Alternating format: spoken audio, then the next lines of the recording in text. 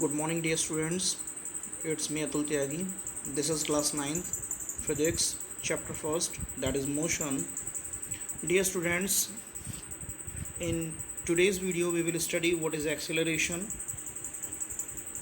types of acceleration like positive acceleration and negative acceleration, the examples, what is uniform acceleration and what is non-uniform acceleration.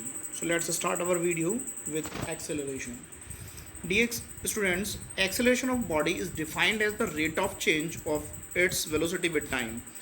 Dear students, rate of change of velocity जो होता है उसे हम acceleration बोलते हैं. जब velocity में change होता है, ठीक है, तो उस सिचुएशन में जो हमें नई क्वांटिटी मिलती है उसे हम बोलते हैं एक्सेलरेशन. एक्सेलरेशन को हम लिखेंगे कैसे? Acceleration equals change in velocity upon time taken. यदि इनिशियल वेलोसिटी u हो और फाइनल वेलोसिटी v हो किसी बॉडी की, और u से लेकर v तक जो टाइम लगा है वो हमारा टाइम t है, तो एक्सेलरेशन जो बताया जाएगा, एक्सेलरेशन होगा final velocity minus initial velocity upon time taken. Final velocity हमने अभी क्या कंसीडर किया था, that is v, and initial velocity क्या कंसीडर किया था, दैट इज़ u. सो हमारा एक्सेलरेशन जो a होगा वो होगा a equals v minus U upon T. Dear students, when a body moves with uniform velocity its acceleration will be zero as v equals to u.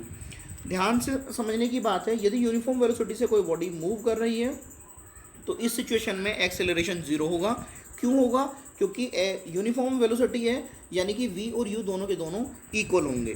और इस situation में जब आप v माइनस यू करेंगे और v के place पर u put करेंगे तो u माइनस यू हो जाएगा हमारा, और u माइनस यू कितना हो जाएगा हमारा, जीरो हो जाएगा, और zero upon T means zero रहेगा. सो एक्सेलरेशन हमारा जीरो होगा. ऐसा यूनिट जो होती है एक्सेलरेशन की वो मीटर पर सेकंड स्क्वायर है. सीजीएस यूनिट जो होती है एक्सेलरेशन की वो सेंटीमीटर पर सेकंड स्क्वायर होती है.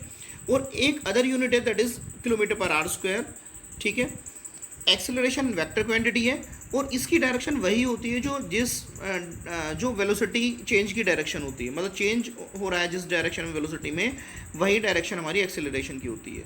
बेसिकली पॉजिटिविटी और नेगेटिविटी के बेसिस पर हम एक्सेलरेशन को टू पार्ट्स में डिवाइड कर सकते हैं, टू काइंड्स में बता सकते हैं कि ये टू काइंड्स के होते हैं, दैट इज़ पॉजिटिव एक्सेलरेशन और एक होता है हमारा नेगेटिव एक्सेलरेशन. पॉजिटिव एक्सेलरेशन कब होगा? जब बॉडी की वेलोसिटी बढ़ती चली जाएगी, टाइम के साथ साथ जब वेलोसिटी बढ़ती चली जाएगी तो इस सिचुएशन में क्या होगा, हमारा v u से ज़्यादा होगा, यानी कि फाइनल वेलोसिटी इनिशियल वेलोसिटी से ज़्यादा होगी, और इस सिचुएशन में हमें जो क्वांटिटी मिलेगी वो होगी हमारी पॉजिटिव एक्सेलरेशन. सिंपली इसे हम एक्सेलरेशन भी बोल देते हैं. एग्जाम्पल है हमारा, जब ट्रेन अपने स्टेशन को छोड़ती है, ट्रेन अपने स्टेशन से मूव करती है किसी अदर स्टेशन के लिए, तो जाहिर सी बात है उसकी स्पीड बढ़ती चली जाती है, मींस उसकी वेलोसिटी बढ़ती चली जाती है. और जब उसकी वेलोसिटी बढ़ेगी तो फाइनल वेलोसिटी इनिशियल वेलोसिटी से ज़्यादा होगी. इस सिचुएशन में हम उसे बोलेंगे कि वो पॉजिटिव एक्सेलरेशन है. ओके. दूसरा एग्जांपल है, यदि आपने कोई स्टोन यानी कि पत्थर किसी हाइट से छोड़ दिया तो उसकी वेलोसिटी धीरे धीरे बढ़ती जाएगी एक्सेलरेशन ड्यू टू ग्रेविटी के कारण, और इस सिचुएशन में हम बोलेंगे कि यहाँ पर भी पॉजिटिव एक्सेलरेशन है. ठीक है. नेगेटिव एक्सेलरेशन का एग्जाम्पल क्या हो सकता है? पहले नेगेटिव एक्सेलरेशन होता क्या है उसे समझते हैं. जब फाइनल वेलोसिटी इनिशियल वेलोसिटी से कम होगी तो उस सिचुएशन में हमारा नेगेटिव एक्सेलरेशन होगा. ठीक है. हम कह सकते हैं कि यानी कि वेलोसिटी डिक्रीज होती जा रही है टाइम के साथ साथ, तो इस सिचुएशन में हमारा जो एक्सेलरेशन होगा उसे हम क्या बोलेंगे, नेगेटिव एक्सेलरेशन बोलेंगे. नेगेटिव एक्सेलरेशन को रिटार्डेशन भी बोल देते हैं और समटाइम्स हम डेसेलरेशन भी बोलते हैं. ठीक है. एग्जाम्पल्स, जब ट्रेन अपने स्टेशन पर आने वाली होती है तो, या फिर कोई बस है अपने स्टॉप पे आने वाली होती है, तो ड्राइवर ब्रेक अप्लाई करता है, और जब वो ब्रेक अप्लाई करता है तो धीरे धीरे उसकी वेलोसिटी डिक्रीज़ होनी शुरू हो जाती है, और वेलोसिटी रिटार्ड होने के कारण, डिक्रीज़ होने के कारण वो जो हमें क्वांटिटी मिलती है वो होती है हमारी नेगेटिव एक्सेलरेशन.